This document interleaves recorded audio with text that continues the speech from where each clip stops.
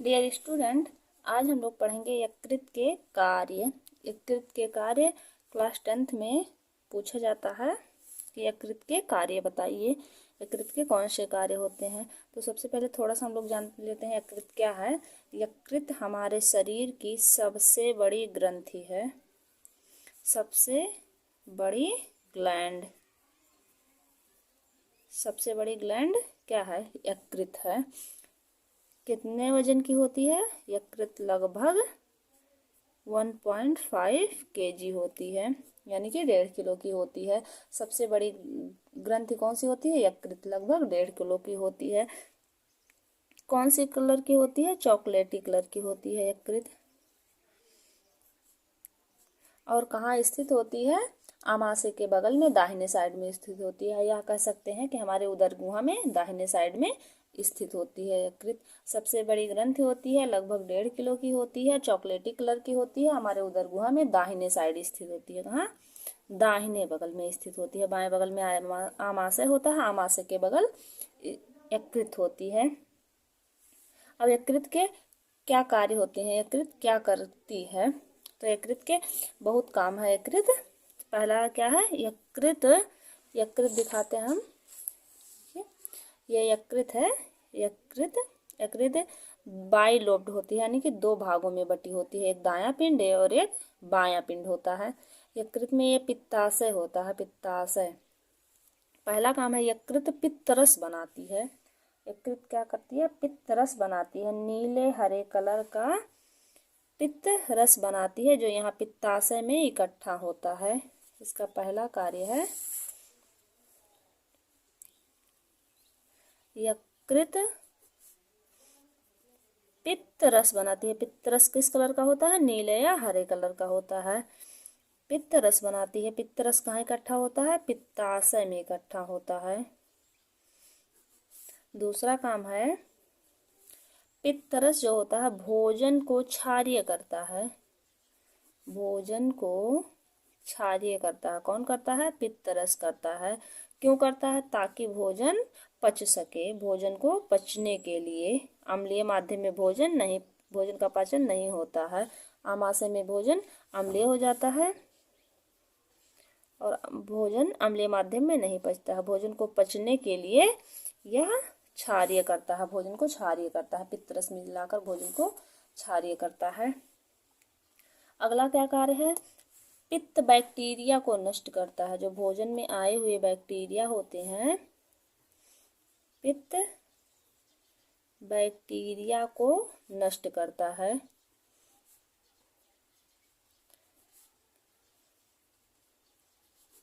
पित्त क्या करता है? पित्त पित्तरस उत्पन्न करता है। पित्तरस पित्ताशय में इकट्ठा होता है। पित्तरस भोजन को क्षारीय करता है, जिससे भोजन पचने में आसानी होता है या पच जाता है। पित्तरस बैक्टीरिया को नष्ट करता है। जो भोजन में आए हुए बैक्टीरिया होते हैं उनको नष्ट करता है। अगला है जो निष्क्रिय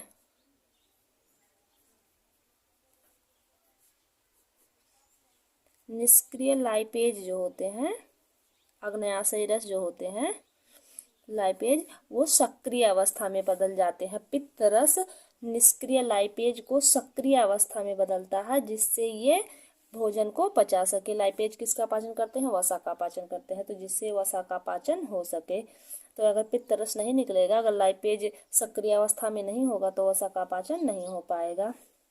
अगला है, पांचवा है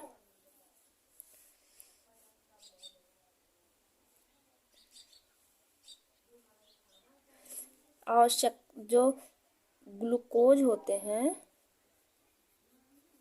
ग्लूकोज, जितना ग्लूकोज हमारे शरीर को ज़रूरत होती है उतना तो हमारा शरीर खर्च कर देता है। बाकी जो बचा ग्लूकोज होता है वो हमारे यकृत में इकट्ठा हो जाता है, यकृत में इकट्ठा रहता है। ग्लूकोज जो हमारे शरीर का होता है, शर्करा, वो इकट्ठा रहता है। और किस रूप में इकट्ठा रहता है? ग्लाइकोजन, ग्लाइकोजन के रूप में इकट्ठा रहता है। कभी हम भोजन ना पाएं, भोजन ना करें, तो ये यकृत ग्लाइकोजन, ग्लूकोज किस रूप में यकृत में इकट्ठा रहता है? ग्लाइकोजन के रूप में। तो ये जब हम भोजन नहीं करते हैं तो उस समय हमें जब ऊर्जा की ज़रूरत होती है तो ये यकृत पुनः ग्लाइकोजन को ग्लूकोज में तोड़कर हमें ऊर्जा देता है। हमें ये अगला कार्य है इसका कि शरीर में शर्करा की कमी होने पर यकृत, जब शरीर में शर्करा की कमी होती है तो यकृत प्रोटीन से संश्लेषित करके शर्करा उत्पन्न करता है। प्रोटीन संश्लेषित करके शर्करा उत्पन्न करता है। शरीर में जब शर्करा की कमी होती है तो यकृत प्रोटीन संश्लेषण करके शर्करा उत्पन्न करता है, शर्करा बनाता है। अगला काम है यकृत अमीनो अम्ल को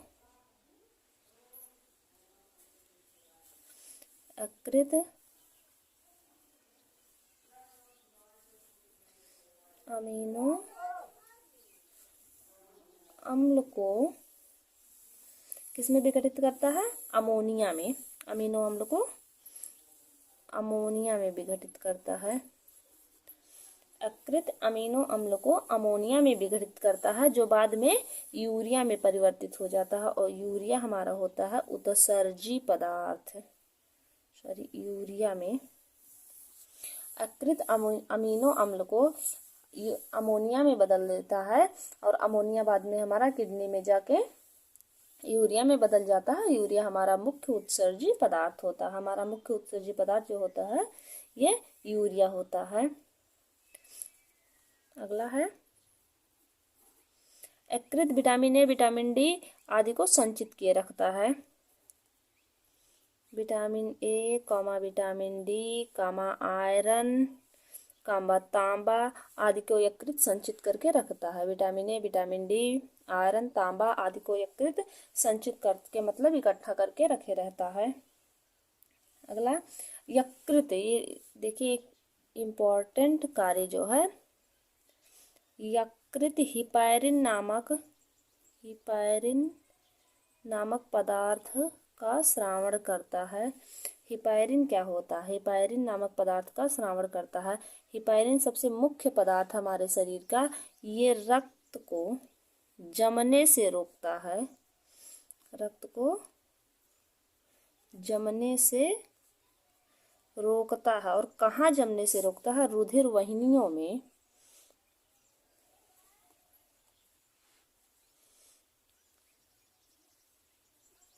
रुधिर वाहिनियों में यकृत एक मुख्य पदार्थ हिपैरिन का स्रावण करता है। हिपैरिन रक्त को जमने से रोकता है रुधिर वाहिनियों में। रुधिर वाहिनियां मतलब जो हमारी वेन्स होती हैं, जो हमारी धमनियां होती हैं, सिराएं होती हैं, उनमें रुधिर ना जमे, इसके लिए यकृत हिपैरिन नामक पदार्थ का स्रावण करता है। हिपैरिन रुधिर को जमने से रोकता है। अगला हम 10वां कार्य है यकृत का। यकृत जो सबसे पहले विष को, जो हम अगर जहर पी लें, अगर विष जो होता है, यकृत विष को काटता है। यकृत विष को काट देता है। क्या करता है? विष को नष्ट करता है। यकृत विष को नष्ट करता है। सबसे पहले विष को कौन नष्ट करता है? यकृत ही नष्ट करता है। यकृत में पुनरुद्भवन की क्षमता सबसे ज़्यादा होती है।